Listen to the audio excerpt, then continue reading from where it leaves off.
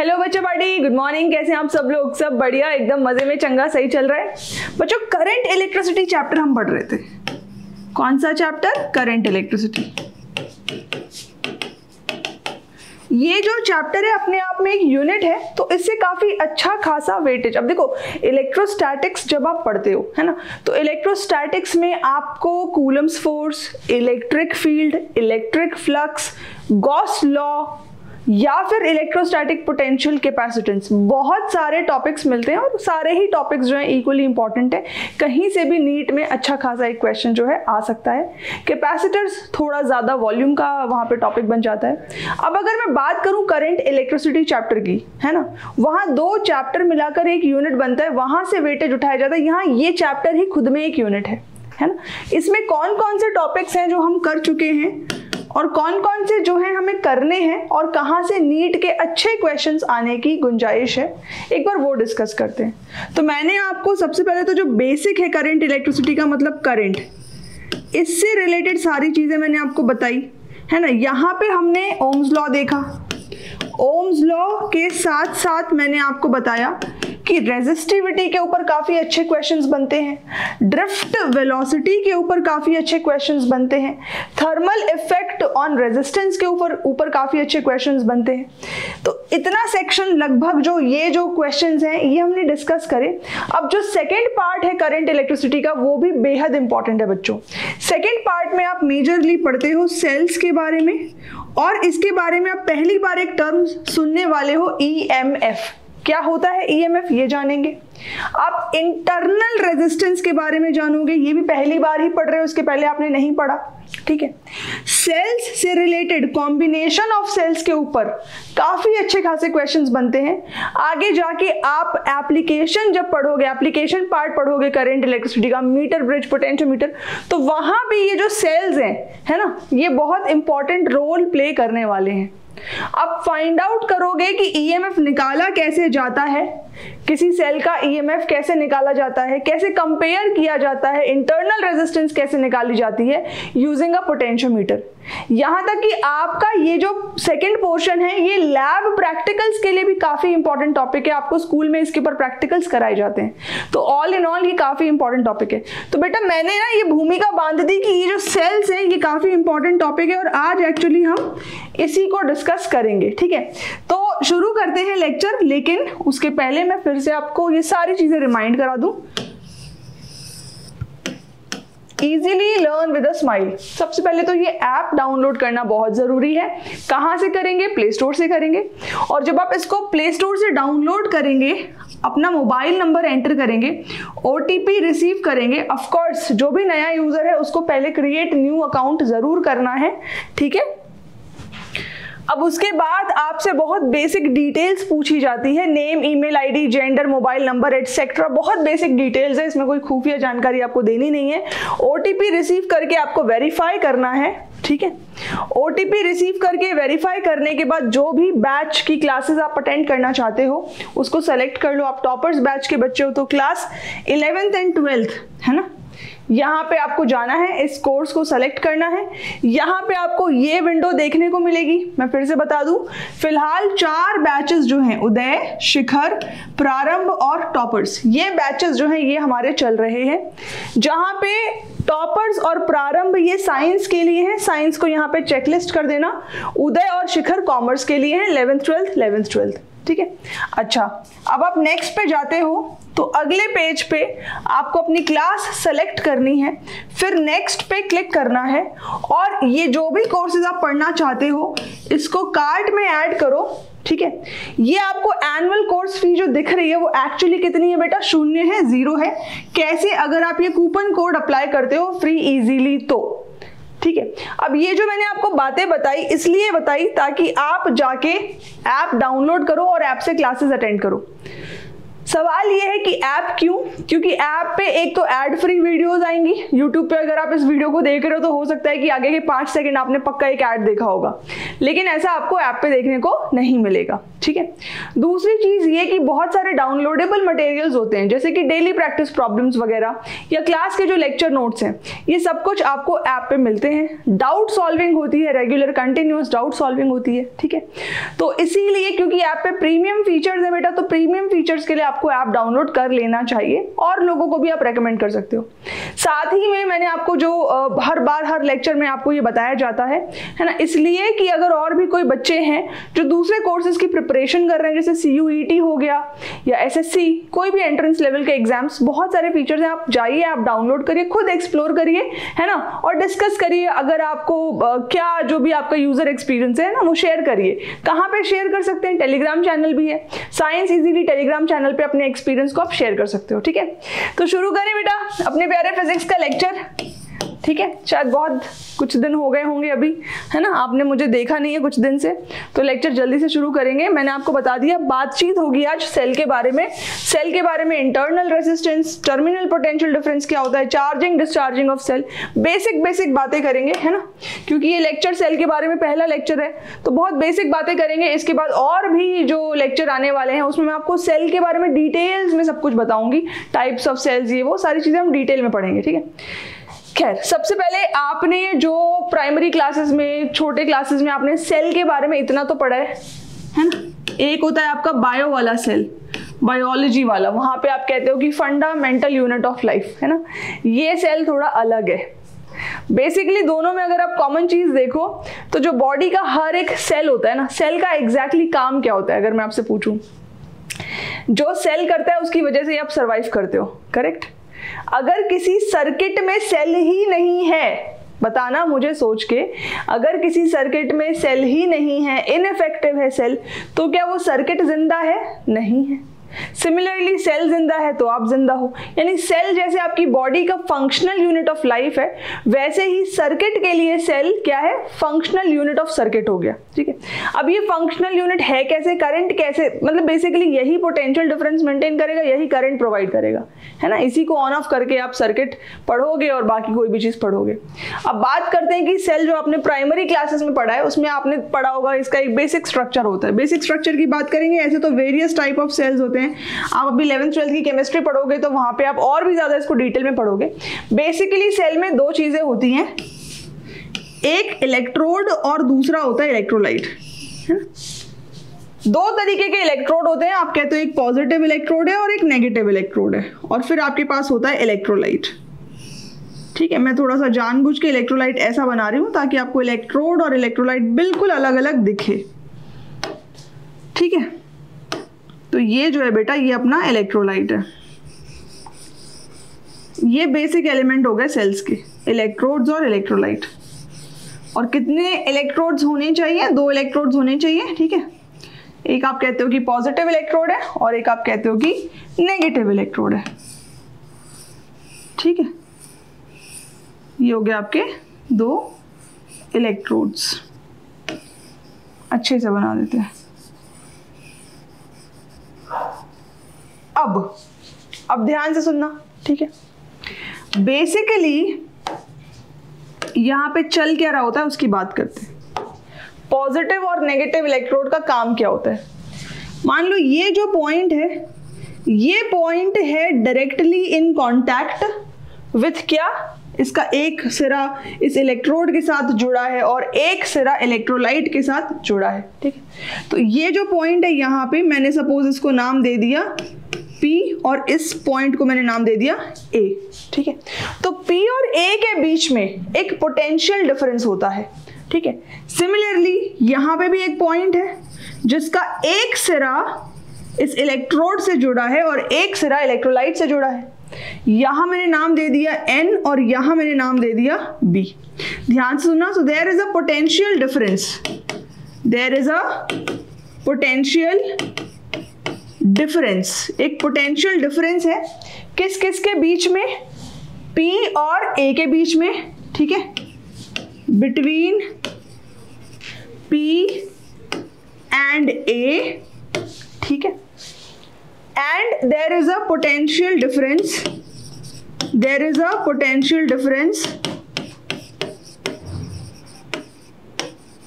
between there is a potential difference between B and N, between B and N, ठीक है। तो ये basically electrolyte का काम है। इस पोटेंशियल डिफरेंस को हम एक सिंबल से रिप्रेजेंट कर सकते हैं, V प्लस सिंबल से रिप्रेजेंट कर दिया, और ये जो पोटेंशियल डिफरेंस है इसको हमने रिप्रेजेंट किया V माइनस सिंबल से, ठीक है।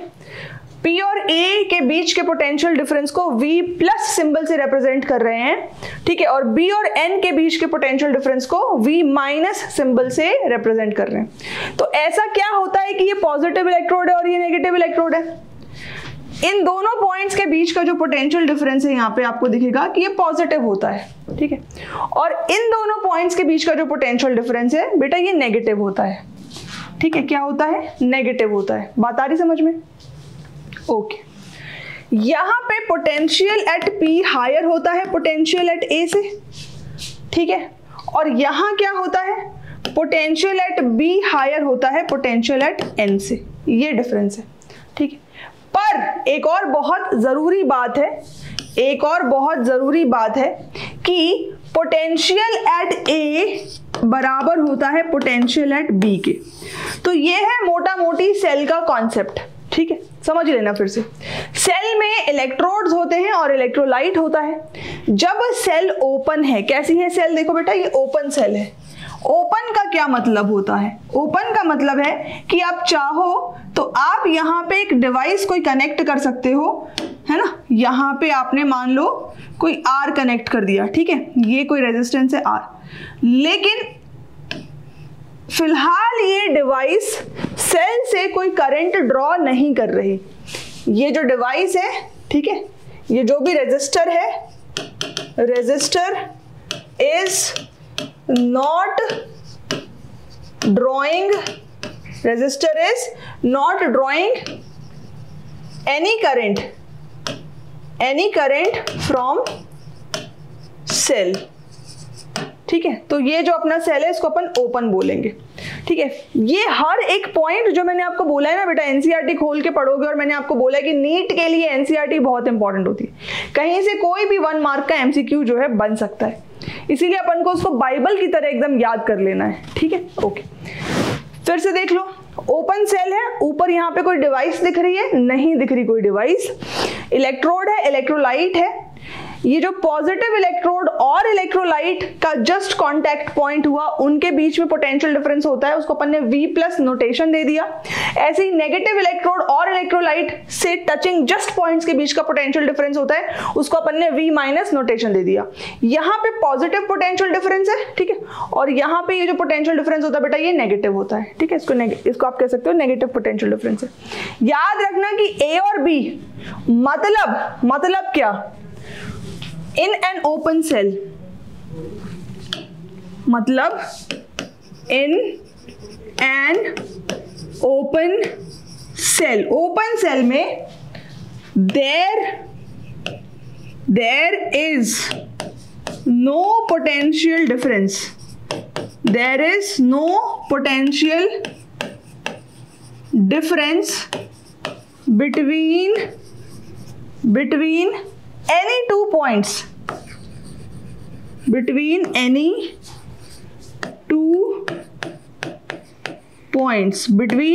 2 points in the electrolyte.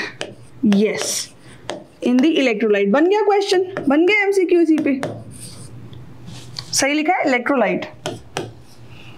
यानी ओपन सेल में अगर मैं इलेक्ट्रोलाइट के अंदर कोई भी 2 पॉइंट्स ले लूं, कोई भी 2 पॉइंट्स मैंने इलेक्ट्रोलाइट के अंदर ले लिए, ठीक है, मैंने कहा ये पॉइंट और ये पॉइंट, क्या इनके बीच में पोटेंशियल डिफरेंस है?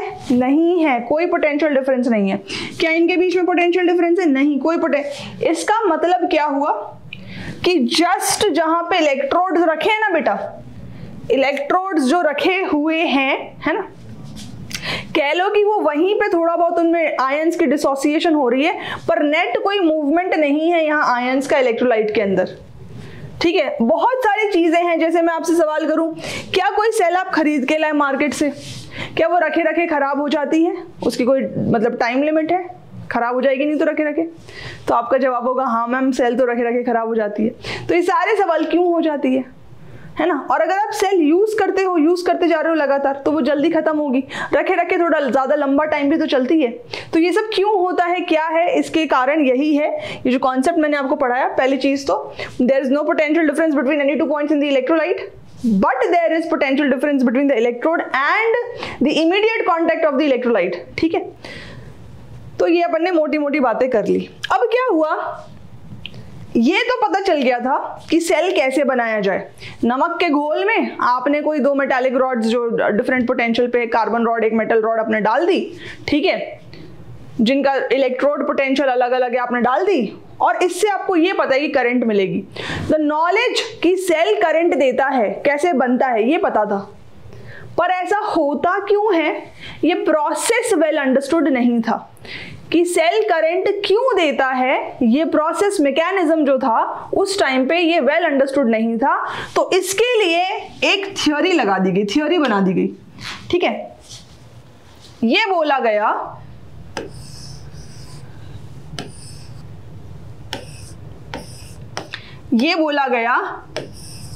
कि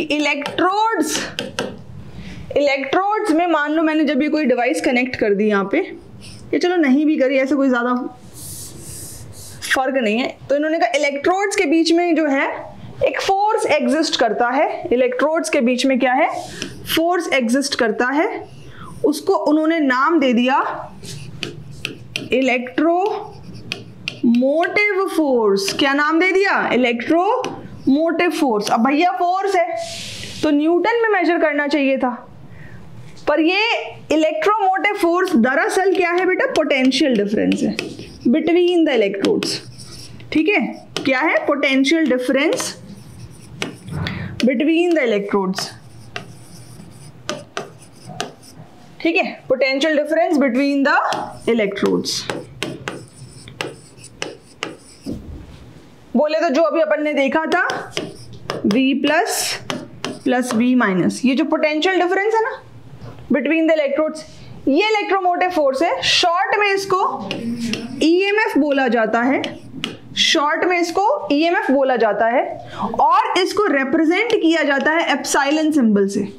एप्सिलॉन सिंबल से रिप्रेजेंट किया जाता है। फिर से बता दूं, एप्सिलॉन सिंबल आपने चैप्टर 1 में परमिटिविटी के लिए भी यूज किया था। ये सिंबल आपने परमिटिविटी के लिए भी यूज किया था, और यहाँ पे EMF के लिए भी एप्सिलॉन सिंबल को यूज किया जाता है। तो इलेक्ट्रोमोटिव फोर्स आप कह सकते हो कि जब यहाँ पे कोई डिवाइस कनेक्टेड नहीं है, ये ओपन सेल है एक तरीके से, इस डिवाइस, ये कोई रेजिस्टर है R, इसमें करंट कितना है, 0। उस केस में इलेक्ट्रोड्स पे जो पोटेंशियल डिफरेंस एग्जिस्ट करता है वो EMF है। वो क्या है बेटा, EMF। अब देखना ध्यान से, अब क्या हुआ, सेल का सिंबल आपको पता है।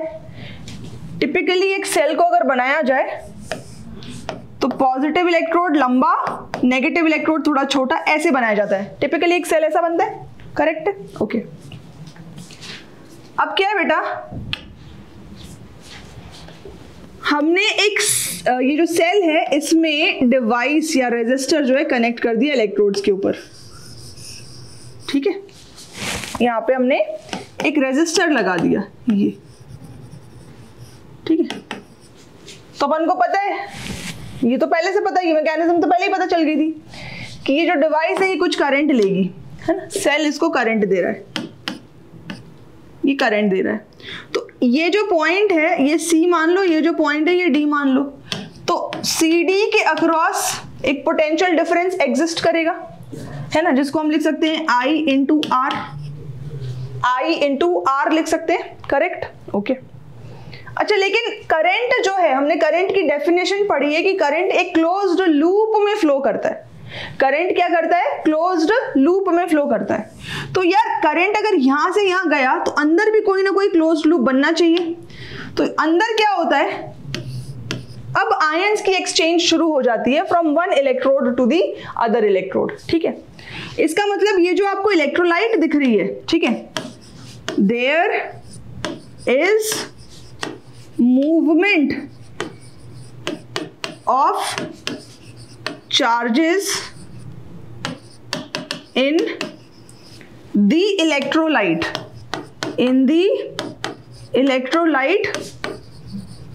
from one electrode from one electrode to the other, from one electrode to the other, है ना।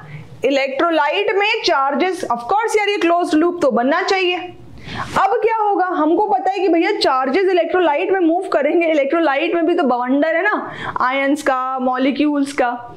चार्जेस एक जगह से दूसरी जगह ऐसे आराम से चले जाएंगे। जैसे कंडक्टर्स में, कंडक्टिंग मेटालिक वायर्स में रेजिस्टेंस होता है, वैसे ही अब इलेक्ट्रोलाइट के अंदर भी क्या होगा, रेजिस्टेंस होगा। ठीक है, तो electrolyte will offer resistance, electrolyte will offer resistance to the mobile ions। ये जो मोबाइल आयंस है, चलने फिरने वाले ये जो आयंस हैं, इनको इलेक्ट्रोलाइट रेजिस्टेंस देगी और उस रेजिस्टेंस को बोला जाता है इंटरनल रेजिस्टेंस। क्या बोला जाता है बेटा, इंटरनल रेजिस्टेंस। आई बात क्लियर होगी यहाँ पे? ओके। अब ये जाहिर सी बात है कि करंट जो ऊपर दिख रहा है वही यहाँ पे बीच में जो करंट जाएगा वो तो नहीं होना चाहिए। ऐसा नहीं ना यहाँ पे घट गया यहाँ बढ़ गया, it is one same loop. तो करंट यहाँ पे ऐसा जा रहा है, इसको अपन ने आई बोल दिया, यहाँ पे ऐसा जा रहा है, इसको भी अपन ने आई बोल दिया। इस करंट की डायरेक्शन ऑपोजिट है। इस करंट के कंपैरिजन में इलेक्ट्रोड्स के बीच में ये जो करंट है ये अलग जा रहा है ना, ये करंट अलग जा रहा है और ये करंट जो है इसकी डायरेक्शन जो है अलग है, ऑपोजिट डायरेक्शन होगी बेटा। ठीक है, ओके। तो यहाँ पे जो पोटेंशियल डिफरेंस बेटा एग्जिस्ट करेगा, इन दोनों के बीच में जो पोटेंशियल डिफरेंस एग्जिस्ट करना चाहिए, तो चलो मैंने यहाँ पे एक काम कर दिया, एक वो जो अपना पॉइंट था P और ये यहाँ पे N है ना, तो यहाँ पे जो पोटेंशियल डिफरेंस एग्जिस्ट करना चाहिए, अब ये I इंटू छोटा वाला R हो जाएगा I इंटू छोटा वाला R। अब देखो EMF क्या थी बेटा, अपन ने EMF में देखा था कि यहाँ पे करंट जीरो हो और अब इलेक्ट्रोड्स के बीच में जो पोटेंशियल डिफरेंस है, यहाँ करंट जीरो, तब तो वो EMF है। पर फिलहाल ऐसा नहीं है बेटा, ये सेल तो अपनी क्लोज्ड सेल है। ये क्या है, ये हो गई क्लोज्ड सेल, इसको अपन क्लोज्ड सेल कहेंगे। यहाँ पे रेजिस्टर है, वो करंट ड्रॉ कर रहा है। ये जो potential difference across the resistor है बेटा, इसको कहा जाता है टर्मिनल पोटेंशियल डिफरेंस। क्या कहा जाता है, टर्मिनल पोटेंशियल डिफरेंस कहा जाता है। ठीक है, तो इसको अपन टर्मिनल पोटेंशियल डिफरेंस कहते हैं। EMF आपको समझ में आ गई। ओपन सेल की बात हो रही थी, यहाँ पे I कितना था बेटा, जीरो था। जब I जीरो था तब अपन ने कहा कि अच्छा वो EMF है, फिलहाल ऐसा नहीं है। जाहिर सी बात है कि जो EMF होगा, नोट कि जो EMF होगा वो जाहिर सी बात है कि जो टर्मिनल पोटेंशियल डिफरेंस है वो उससे बड़ा होगा। अब ये जो पॉइंट है, ये कई बार बच्चे ना हमेशा, अच्छा EMF टर्मिनल पोटेंशियल से बड़ा ही होगा। एक्चुअली क्या हो रहा है, सेल करंट दे रहा है, एक्सटर्नल रेजिस्टेंस को करंट, इसको हम कहते हैं डिस्चार्जिंग ऑफ अ सेल। क्या ये आइडियल कंडीशन है? ये आइडियल कंडीशन नहीं है। ये सिर्फ एक ही कंडीशन में EMF टर्मिनल पोटेंशियल डिफरेंस से बड़ा होता है, और कंडीशन क्या है, जब सेल डिस्चार्ज हो रहा हो। क्या हो रहा हो, डिस्चार्ज हो रहा हो। तो इस कंडीशन को अपन कहेंगे discharging of a cell, discharging of a cell. ठीक है, अब फिर से गौर से देखो बेटा, तो सर्किट का जो टोटल रेजिस्टेंस है ना, देखो इसको ऐसे ड्रॉ कर सकते हैं, ये अपना हो गया सेल। अब इस सेल के पोटेंशियल डिफरेंस जो इलेक्ट्रोड्स के अक्रॉस है उसको अपन EMF E बोलेंगे। लेकिन अगर मैंने इसको क्लोज कर दिया, यहाँ पे मैंने कोई एक्सटर्नल डिवाइस कनेक्ट कर दी R, तो सेल के साथ आपको बनानी है एक इंटरनल रेजिस्टेंस R जो सेल का पार्ट होगी। अब ये इंटरनल रेजिस्टेंस सिंबॉलिकली ऐसा बनाया जाता है इसको। ठीक है, ये ऐसा बना दिया, ये क्लोज्ड सेल है अपना।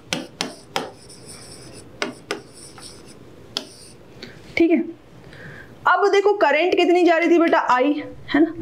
R टोटल बताओ यहाँ पे कितना है, R total capital R plus R लिख सकते हैं, कैपिटल R प्लस R।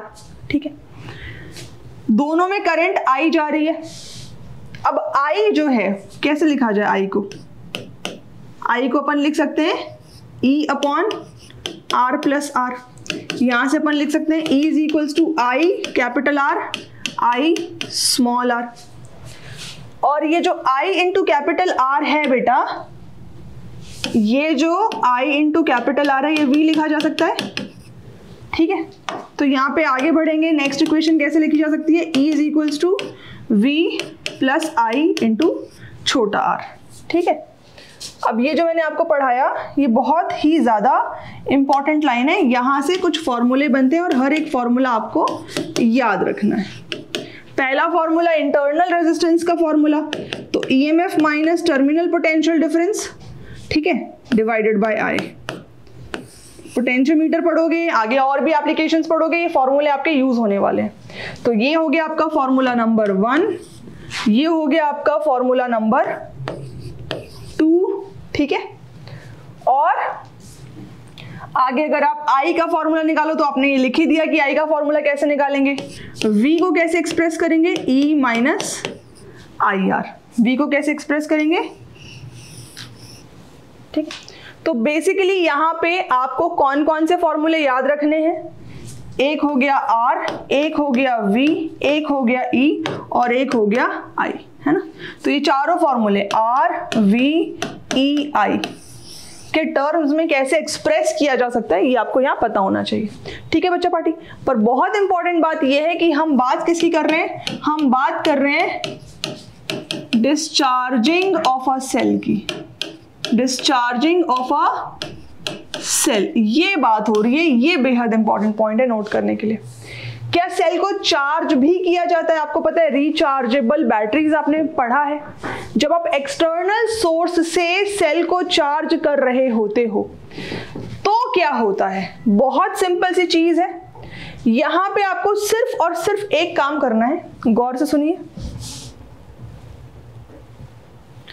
जब हम बात करेंगे किसकी, डिस्चार्जिंग ऑफ अ सेल की, ठीक है, डिस्चार्जिंग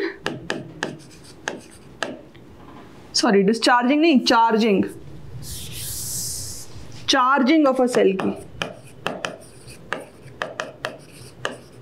ठीक है, चार्जिंग ऑफ अ सेल।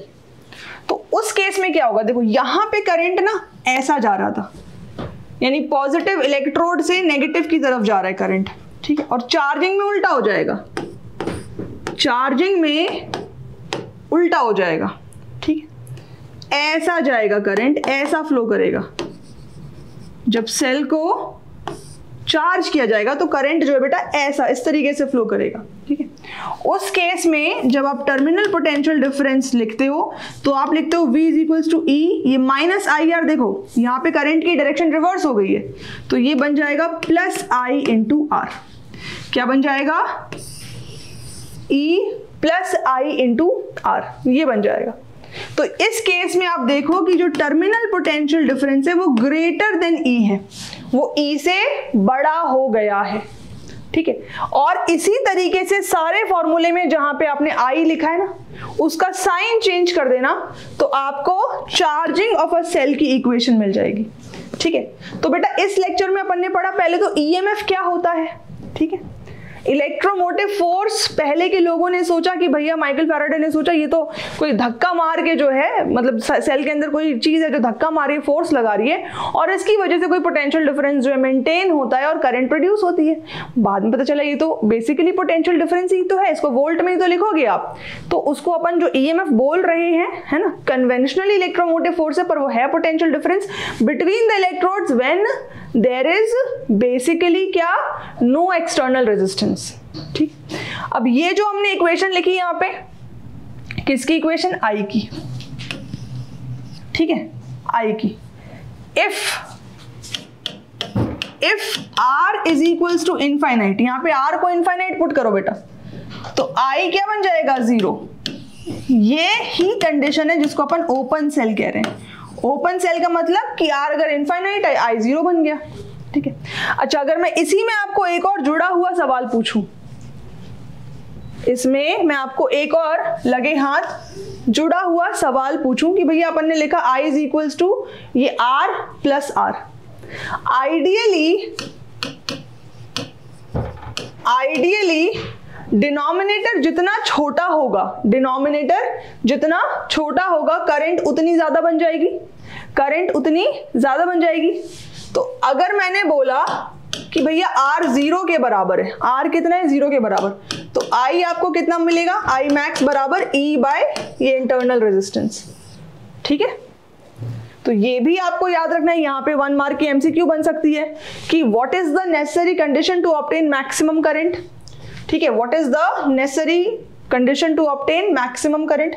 और अगर R 0 नहीं होता, if R not equal to 0, तो R इंटरनल रेजिस्टेंस अगर 0 हो तो उस केस में the given circuit can draw maximum current, वो वैल्यू फिर E बाय R के बराबर हो जाएगी। बेसिकली ओम्स लॉ आपका लग रहा है यहाँ पे I is equal to E by R। ठीक है, तो ये बातें बेटा अच्छे से नोट कर लो। ठीक है, अब इसके बाद का जो लेक्चर होगा ना वो बहुत इंपॉर्टेंट होगा, बहुत ही इंपॉर्टेंट होगा। यह मैंने बेसिक आपको जानकारियां दी है। जैसे कि एक बायो में आप कहते हो कि सेल क्या है, फंडामेंटल यूनिट ऑफ लाइफ। ठीक है, वैसे ही यहाँ पे हम सेल क्या कहेंगे, भैया करंट इलेक्ट्रिसिटी की फंडामेंटल यूनिट तो सेल ही है ना, उसके बिना आप क्या कर लोगे। ठीक है, तो ये वो चीज है जिसके अंदर क्या है, बेसिकली होता क्या है कि इलेक्ट्रॉन जो है ना वायर में जब दौड़ता कैसे है, इलेक्ट्रॉन को सेल ने एनर्जी दी, वो दौड़ा दौड़ा दौड़ा दौड़ा दौड़ा, एनर्जी खर्च हो गई। ठीक है, वापस आया सेल के पास, एनर्जी ली, फिर दौड़ा दौड़ा दौड़ा, फिर खर्च हो गई, फिर दौड़ा खर्च हो गई। ठीक है, और इस तरीके से धीरे धीरे सेल डिस्चार्ज होता है ना। क्या सारे सेल्स को चार्ज किया जा सकता है? नहीं, सारे सेल्स को चार्ज नहीं किया जा सकता। ठीक है, तो charging of a cell for certain cells which can be charged, वहां पे टर्मिनल पोटेंशियल डिफरेंस कैसे निकालेंगे ये समझ ले। अब देखो बेटा, तो एक तो मैं आपको पूरा थ्योरी पढ़ाने वाली हूँ इस सेक्शन में, जो आपके आने वाले लेक्चर्स हैं, है ना, उसमें एक तो मैं आपको पूरा थ्योरी पढ़ाऊंगी जिसमें मैं आपको टाइप्स ऑफ सेल्स के बारे में जानकारियां दूंगी। ठीक है, टाइप्स ऑफ सेल्स के बारे में, ये बहुत इंपॉर्टेंट नहीं होता है, neither from CBSE point of view nor from NEET. Practicals में इसमें वाइवा में 1-2 क्वेश्चंस आते हैं, लेकिन जानकारी के लिए पढ़ाया जाएगा आपको। ठीक है, तो जानकारी के लिए आपको जो है बेटा पढ़ाया जाएगा।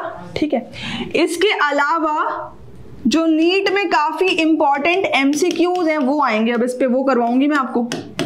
ठीक है, आने वाले लेक्चर में इसमें ग्राफ बेस्ड क्वेश्चंस बहुत आते हैं, ग्राफ बेस्ड क्वेश्चंस बहुत आते हैं, तो इसीलिए आगे आने वाले लेक्चर्स को आपको ढंग से देखना है। ठीक है, नोट करते जानी है हर एक चीज, नोटबुक सारी रेडी होनी चाहिए। ठीक है, सो बच्चों इस लेक्चर में तो इतना ही। Thank you so much. Basic बातें हमने पढ़ी हैं, अगले लेक्चर में बहुत इंपॉर्टेंट चीजें पढ़ने वाले हैं, तो जरूर टाइम पे देख लेना, नोट्स बना लेना। ठीक है।